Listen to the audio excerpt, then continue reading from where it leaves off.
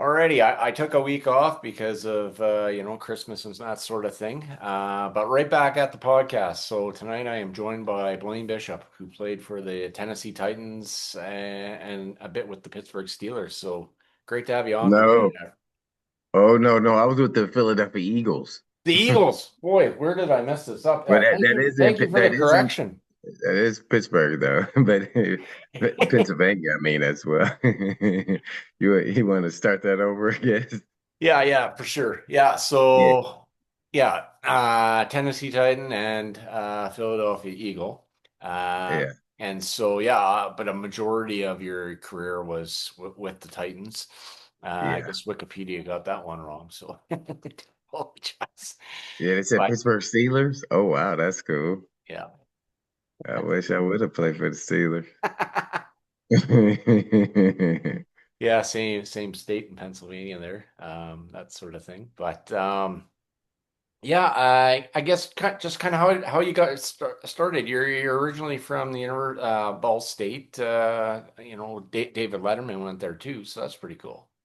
Oh Um, yeah, definitely. Yeah. He's pretty cool. I studied over in the communication building there at Ball State, the David Letterman building. So actually now being on radio, kind of foreshadowing, man, that I'd be a broadcaster and maybe not on radio. I thought I'd be on TV or something. Didn't know I'd make the pros. So it comes in very handy as far as my experience through college as a minor in communication. mhm, Excuse me. not a Sorry problem. about that. So yes, you got drafted to the Titans and that sort of thing. So who were some of your mentors and role models that played um, a role in your life and that sort of thing to get you to the point of the NFL and maybe some career highlights and that sort of thing? Yeah, well, I was originally drafted by the Houston Oilers. I got to play with the, CFL great in there, Warren Moon, one year. So that was pretty cool.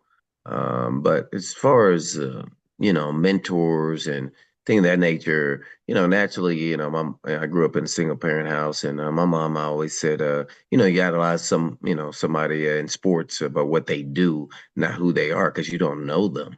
Hmm. So I was a running back growing up. So I looked at the Colts. I grew up in Indianapolis, Indiana, and the Colts didn't have a team there. So at the time, so I got a lot of Bears games. So I was a big Walter Payton. I was Tony Dorsett. I had kind of those cleats with the flaps on them, the kangaroos Walter Payton had back in the day. And so I kind of watched those guys. I watched a lot of running backs growing up, and as far as athletes, but idolizing it was my mom, and then I had a mentor who took big interest in me, and Ralph Dow, who's a professor and a director of the Boys and Girls Club. So he kind of instilled a lot of the same values my mom did in my family, and made me believe in me. To be honest, and it was something that couldn't be broken. Even you go through hurdles and failures and all those things. I ended up at Ball State, but I went to a Division II school in college my freshman year, and did really well there, and transferred over to Ball State and did well there, and then had an opportunity to get drafted. So it was kind of a whirlwind, and then play in the Senior Bowl, the Blue Gray, and some other games. So obviously, I was having, go to the combine. So I was doing fairly well, but I didn't know just being at Ball State at that time, you know, that would be an opportunity. But it was a lifelong dream, that I could get there, and to see that happened, you kind of put it into existence in your own brain. You never say something like that out loud. So I Hmm. always had faith and belief that I could do it. And once I got an opportunity, I wasn't sure even then. I was like, oh man, this is the next level. This is a lot tougher than I thought it'd be. And that really helped me to relax was my mom telling me to, what do you have to lose? You know, you have nothing to lose. You got an opportunity. That's all you can ask Yeah. is for an opportunity. So after that, I kind of eased things up and kind of played freely, and you know, had a 10-year career. So it was kind of amazing, but there was a lot of things in between there, man. There was a lot of doubt, and uh, in hindsight, I had to, step my game up or it was going to be no longer. So Hmm. that's kind of what the league is. You got to elevate your game. Now you'll be just an average player, and average players eventually get taken by the next young up and coming player. Yeah, most definitely right. The Super Bowl run that you had began with that wild card game, and shoot, that's 26 almost 26 years ago to the day. Isn't that crazy? Yeah, you're talking about against the Buffalo Bills, huh? The Buffalo Yeah, Bills, yeah, January 8th, 2000. I'm sitting in my dorm room watching that game. no Uh, my. where were you situated on the field watching, Frank Wycheck to Dyson? Oh yeah, the Music City Miracle play, which is a top five play in NFL history as far as special teams and everything else. Yeah, I was standing there right there on the sideline because right there where actually Frank threw it because we all were in the huddle there, and Lorenzo Neal said they're going to kick it to me because he was the fullback, and typically fullbacks aren't great with the ball. So he said they're going to kick it to me, and then I'm gonna get it to Frank, and then the rest is kind of history. He threw it to Dyson, but we'd all have worked it every Saturday in our shorts and t-shirts every week. I had done the play numerous times myself. So it was just kind of something that was pre-planned that we never thought we would actually run, which is really weird. And nothing like how we kind of designed it. Or our coach Lowry at the time was a special teams coach who had done it in the 70s with the University of Texas, I think is where he said he got it from. But it worked and it was pretty amazing. But I have to be honest, when I was watching the throw, I was thinking about where I was going to go for vacation because I thought the season was over. I did. I was like, dang, where should I go? Cancun and Barbados. I was just trying not to think about the defeat that was about to happen here. And then lo and behold, the Music City Miracle, and they called it a legal play because it was a legal play. So where his arm releases the ball, Hmm. as a clarity for me, at least as a rule, I thought I was looking at where he threw the ball, his body, and I was like, oh, I don't know, it's going to be close. But then when you see where the ball is in his hand and he's outside of his body and where he throws it, it does go back. So I was standing right there on the line where he threw it. So it was pretty beautiful. And I would say it was so close that there was no way that they were going to overturn that. It was impossible. Yeah, most definitely. It was that was quite the game that spun you on to go to the Super Bowl. So how was it like playing in the Super Bowl versus the Rams? Yeah, well, Super Bowl, that game there after we beat the Bills, I thought we were a team of destiny, and I said that to the national media, and then actually we went on to beat the Colts and Peyton Manning and all their Hall of Fame players and Adrian and Harrison and Wayne and Cruz. So we beat them, and then we beat the Jacksonville Jaguars for the third time in a season. It was only their three losses, which is another remarkable. It's hard to beat a team twice, let alone three times there. So that was pretty remarkable. They had a great team there, with Brunell and Fred Taylor and Jimmy Smith and Keenan McCardell and those guys. They had Brady there at tight end, so they had some really good dudes too. So we were forced to get by them, and then we get just the greatest show on turf. And we had played them early in the regular season, just coincidental. We never played some of those NFC teams, but we had played them at home on grass, and we beat them. So we thought we had a great shot of beating them, but we had a short week for the Super Bowl. That time was still a week, and we put in a special package for that game when we beat them earlier, and we didn't have the personnel to do that in that Super Bowl game, which was a lot tougher. And so the game plan was just to get after the quarterback and they were going to move the ball on us, but don't let them score in the red zone or 20 and in Hmm. and make them hold to field goals. And the plan went according to what we thought it would be. Excuse me. And then we just ran out of time offensively. They got down there to tie it up. So Yeah. it was one of those games, but they were super talented with Bruce and Falk and Warner and they had got Holt. I mean, man, they had guys all over the place. I mean, it was one of those deals where you just say, "Hey, man, I just want to keep everything in front of me." Right. Yeah, most definitely right. It is one of the most memorable Super Bowls, and there's certain things in there that do make it memorable.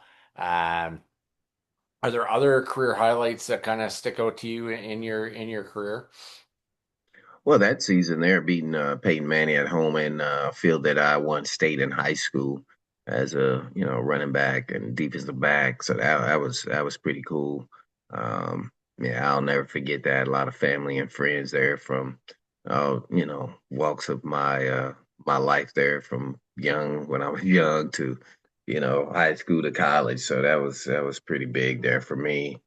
Um, so I would probably say that one. That one stood out, but that was a nice little run there. And then, on the other side of that, the next year, I thought our team was better. We didn't even make it to the Super Bowl, and we lost to the Ravens in the playoffs that year with holding them to 130 yards of total offense defensively and still losing the game. So that was tough. So I'll never forget that. Just, special team snafus a couple times, picked up an interception for a touchdown. So it was that's how they scored their points. So that one there, because the year when we went up to, we went and lost to the Rams in Super Bowl, that was a build up season where we realized that we were good as the season went along. That was the first year in the new Titans jerseys, new stadium. A fan base supported us. We played in multiple stadiums as a home field before that. So that next year coming in, we knew we were going to be good, and we were very confident that we were gonna win the Super Bowl. There was no way around it. Mhm. Yeah, and then I do remember that Ravens game. Yeah, I think it was a two-score game or something like that, and Ray Lewis with the Yeah, turnover. interception So there. yeah, Uh-huh. Yeah. yeah. Yeah. Um, the influence of Jeff Fisher in your career.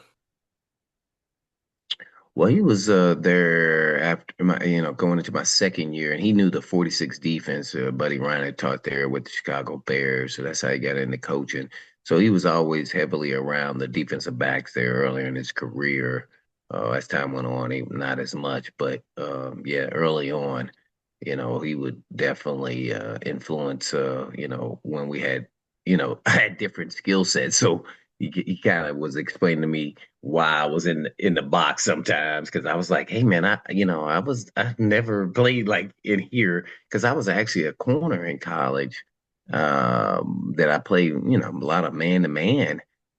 So I had to learn blocking schemes and where to keep my eyes and all those things. So he was always part of that, him, Buddy, and all the guys. Because to be honest, I really didn't want to do that part of that position Right. there, because it was so new. And then, sometimes I had to just sacrifice my body and just, go run into a 300-pound guy and take his legs out and, with my play to make. But yeah, so that was really big there with Fishbone and all the coaches there to help me learn that early in my career. What was the favorite stadium besides the Titan Stadium that you played in? My favorite. Wow. I don't know if I had a favorite, but there was, man, it's just different phases of my career, really. I would say early on, it was Pittsburgh, because, Pittsburgh was at the mountaintop, and you always wanted in AFC, and you wanted to, if you beat them, you had arrived. So I would say playing there in their terrible towels, waving, and it was just, especially in that cold, and it was great, man. So that was pretty huge. I would say yeah, that I would say Pittsburgh, because it was just the fascination of, that's when Cowher was there, and uh, it was still players on a team like when I was in high school, like that I knew, and I looked up and now I had arrived. That was kind of a aha moment, like I'm here, So whenever you played the Steelers, it was going to be a physical game. Well, I mean, there was Andre Hastings, right? Yeah, they had Andre Hastings, but they had Bettis at running back, and then they had Hines Ward. Mhm. Uh, so they had some good tight ends. I mean, they always were good. Good, good. Superstitions, rituals that you had as a player. Mine was just really putting my left leg into my pads and my pants. Left side first on, top side, with the shoulder pads. So it was more that trying to put my socks on the same way. And, sometimes it worked out mostly that way, but, sometimes it didn't. It wasn't like a big deal. I usually but I would usually take I'm not going to say a nap, but I would close my eyes and lay down on the floor right there in my locker and Mhm. just kind of relax and get, because I was a high wired guy. So I wanted to relax and kind of go through the actual game in my own head, how I was going to play out as far as what my responsibilities were and what techniques and what I was going to be up against and when to take risk and not. So I was a big film junkie, so I kind of had a photographic memory. So I would take myself through all of that throughout all my film study all week, right there, hour or so before the game. Right on. So when you finished playing, when you finished your playing career, how did life look for you post playing career? Yeah, I used to always do these radio hits when I was playing and do interviews. And I was always let me go back. I was always the captain at every level I was at. So I was always being interviewed. And so being interviewed also helped me understand how and how to approach the media and then what to say to the media and how it can be construed and taken and turned in a different way, especially from my years at David Letterman and at the communication building. And I use that and I say that laughingly, but also serious. And the reason why I say that is we did an exercise at Ball State where, we had 10 people in a room. You tell the first person the story, Mhm. the 10th person comes around, then tells the story. Nobody hears the story. You tell them individually. The story is so convoluted and changed. It's almost like it's a whole different story. Right. And so you got to realize what the job of us, the media, and their job is to come up with, stories so Mhm. people, click on them. And our job is not to give them anything Right. as players. Now, you can be your own self and your personality, but ultimately understand how it can be construed. And you got to remember, athletes think totally different than the actual reporters or beat writers or people who write, stories. And a lot of those people, you got to understand, didn't play a lot of sports. So they're going to take it most of it like literally. I'm not saying that you should or shouldn't, but their view of it's going to be a little different than how you would explain it, and they could take that a normal word and then kind of change that to mean something in the real world, which is from an athlete, that's not what they meant. So got to Mhm. understand the difference. Yeah. Most definitely. Um, Not sure what more I have. But you want to talk a bit maybe about playing for the Eagles? Oh yeah, yeah. Well, playing with the Eagles and it was a great experience for me. Unfortunately, I got injured there at the end and tore my groin, but yeah, I probably would have kept going, but I promised myself I'd have one more surgery. I was done, and that would have been the 11th one. So I was pretty much done there. Yeah. So and I wasn't a guy that had a lot of surgeries playing football, and I played since I was 6, Hmm. and so I didn't have very many surgeries all until I got to the pros. It was a totally different ball game and physicality. But Andy Reid and Steve Spagnuolo, who's the DC, Leslie Frazier, still coaching as the DC Seahawks. I keep in touch with all these guys. It was a hell of an experience with Troy Vincent, Brian Dawkins, Bobby Taylor, Hugh Douglas. The list goes on there. Then I matched up with some other guys with Lamont Kirkland, who's a Steeler. He was there with me, and then Antonio Freeman came from Green Bay. So Hmm. we got close, made it to the NFC Championship, got the short. I'm still trying to get a Super Bowl as a player. It's one thing, how many people can say they played in one, but how many people can say that they won a Super Bowl? Not too many on this earth could say that. So I was hoping I could get one, but came up short there. He had some great players though. McNabb, on offense, Westbrook and crew, man. They were really good, man. A great group of guys too. And that was that the year you guys played the Panthers? Was that No, we lost in the NFC Championship to Tampa Bay, and Tampa Tampa Bay won Bay? a Super Yes. Bowl. Yeah, the 27-10 game. Yeah, that's right. Yeah, with the Barber interception at the end. Yeah. Yes, uh-huh.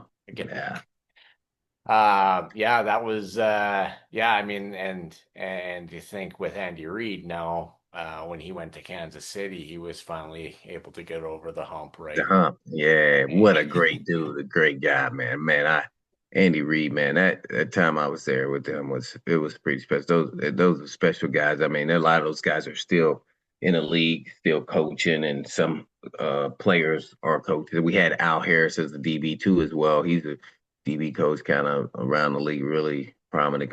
He's probably gonna be a DC someday Yeah. here pretty soon. We yeah, Troy's working as the NFL, engagement there and doing all this there. So, and man, these guys are John Runyon on offense, Trey Thomas. They had guys, and oof, that's when you just come up a little short. Man, we had enough. We just couldn't get it done on that day. Yeah, and sports is weird because now the Eagles, they've won. Everybody talks about the Chiefs, but I mean, you talk the Eagles Yeah, won in 18 and then they won last year and yeah, they did. Yeah, so I mean I mean they smoked the Chiefs. Uh yeah. Are you a big Chiefs fan? I am, yeah. I've been since I was 15. So I always say Yeah. I haven't been in the last few years since Oh, who was 15. your favorite player back when you were growing up then at 15? Yeah, Derek Thomas, sure. Oh, yeah, Derek Thomas. I played with him Mhm. in the Pro Bowls. Yeah, he's definitely he was, rest his soul. Man, Yeah. what a heck of a player. Wow. Yeah, it's the memories like his birthday was a few days ago, right? And again, Yeah. it's, it's 26 years ago of the tragedy, so it feels honestly like yesterday in some degree. Hmm. But I mean, yeah, there was Andre Rison that played there and Derek Alexander. But Oh, yeah, I remember Alexander. Yeah. Hmm. yeah, I was at a game there in 1999 when they played the Lions, and they came right out there, and Derek Thomas was right there. And Wow. who would have Wow. known he would have been Yeah, they had as a good real a good D line too, because they had what was the other guy, Neil? yeah, Neil Smith. Yeah, Neil Smith, number 90. Yeah, we also had Willie Davis was a wide receiver. He played with us on the Tennessee Oilers. Hmm. He was a wide receiver from there. Yeah, I remember Lake Dawson. He was a solid player. I think he's in the scouting department now, but yeah. Yeah, yeah, it's so good, right? To reminisce and just kind of life comes at you, right? And so um, the friendships that you've created as we kind of maybe end here. Mhm. You said you gave me a time here, but that's all good. What are some of the friendships that you still have from football? Oh man, shoot up. You always get a handful of guys that at every stop that you keep in touch with. So yeah, all my friendships and coaches, by the way. So from my DC and DB coach Jerry Gray, who's I think was a associate head coach at with the Falcons, but Greg Williams was my DC. Swartz, he's at Cleveland now. Um, uh, and then we talked about Leslie Frazier. And so, yeah, the players and the bond that you have with your teammates and the coaches it's something that, it's a brotherhood, to be honest. And, you can not talk to somebody for, like even a year or maybe once a year. And man, it's like you don't miss a beat when you see them and everything just rekindles, like your brother. So, yeah, that's what sports does. I can't just say, it's the National Football League, and I think that's what sports does, and that's how you end up having those relationships because everybody knows what you went through, especially if you were on some teams that had some form of success, what it took to get there, and everybody's role and part in that, whether you were the star player or just a guy that was the holder for field goals. Yeah, Everybody had a role, and you respected what they did. So just try to do it at the best of your ability. So yeah. yeah, yeah. Most definitely right. And I know there's our hockey team here that won in 2018. I've had some of those guys on this. Well, yeah, we still converse on the group chat, and that's going on 7, 8 years now. Especially when you win, then Yeah. there's those bonds that We still up here. I'm on group text from college, high school, and pro. Your teammates, and so that's always interesting. How guys and their personalities through the group text, and it's pretty hilarious. So hmm yeah. Yeah, most definitely. One All final right. question: who do you have in the Super Bowl come February 8th? Oh man. Well, I'm gonna just go. Yeah, it's probably not the hottest team right now, but I said who was gonna win the MVP and who was going to win the Super Bowl, and so I'm gonna stick with that since they're still in there, and that is Josh Allen in the Buffalo Bills. Yeah, that's who I picked before the season, Hmm. and they are still alive in the playoffs. So I'm gonna stick with him. I'm a big fan of his and what he does out there and how his game is kind of transformed as he's gone along, and he's kind of doing it with a little bit less, but he's got a running game this year, Yeah, a big time running game. Cook's been there, but right. he's definitely been a factor for sure. So I think their defense is gonna be interesting. I don't know the Bills defense. Ew. Well, and that's the thing, right? We saw Lawrence put up 48 points, or not. He put up 34 points versus Denver, right? And so Yeah, and that's good defense. Yeah. that's a good defense. So I'm very curious on this 3-6 matchup. That is going to be absolutely Yeah, yeah, fascinating. that's it. And Trevor's on fire, and that team has got some confidence to them. They've always had talent because they drafted so high so many years in a row. Yes, So now they are a dangerous team. That's why I said I don't know if they're gonna get by them. And it's in Jacksonville, right? it's in Jacksonville. Yep. Yeah, that's gonna be tough. Yeah, but I'm gonna be cheering for the Bills. I'm Yeah. That going for that's the good. And who do you have coming out of the NFC? the NFC. Ooh, I'm probably going Seahawks. Seahawks. Okay. Yeah. Seahawks or the Rams, one of the two teams. I'm gonna go. I'm gonna just Seahawks. I'm gonna just go with the Seahawks. I like Matthew Stafford on the NFC side. Hmm. Like to see him get his second, Super Bowl, but I don't know if he'll be able to get it done. I like what I see in Seattle's team as a team and how they run their offense and defense. Just their play style. Uh, Sam Darnold, he's got to show that he can do it in the big moments in big time games in the playoffs. That's the only thing that gives you reservation, with them. And hopefully he doesn't try too hard to like. I can show him I can do it. Maybe run the ball more and so that way he doesn't feel like he has to do it, be on his own. That's the only thing Sam Darnold, for whatever reason, doesn't play well in the playoffs and doesn't play well against the Rams. And so he's got to take that pressure off himself. Right, because the game they had on the Thursday night there, I mean, that game, I was doing housework. I'm like, oh, I better sit down here and watch this thing. And then they do the 2-point conversion. We all know what happened last year. They don't win the game in Minnesota. Then they go to they drop.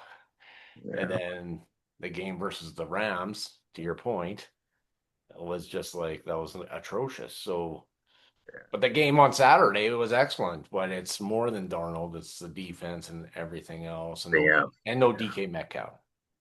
Yeah, yeah, that's true too. Yeah, with the Steelers, so they had an advantage, but well, it'll So we'll see. So my prediction, I guess, is the Seahawks versus the Bills in the Super Bowl. I don't know if the NFL wants to see that, but that's what I'm calling, I guess. Hey, for all those people that didn't want the Chiefs, there's some other teams at the table. So Yeah. that and again, that's what makes it so exciting and awesome. So is that what you will be doing this weekend, Blaine? Watching the games? Yeah. Oh yeah, for sure, for sure. I'll be watching the games, so I'll be hanging in there. But yeah, that'll be it. That's for now, man. All righty, buddy. Right on. You take care. Yeah, you as well. Take care. I Talk to appreciate you. it. Thanks. Bye Thanks. bye. Bye.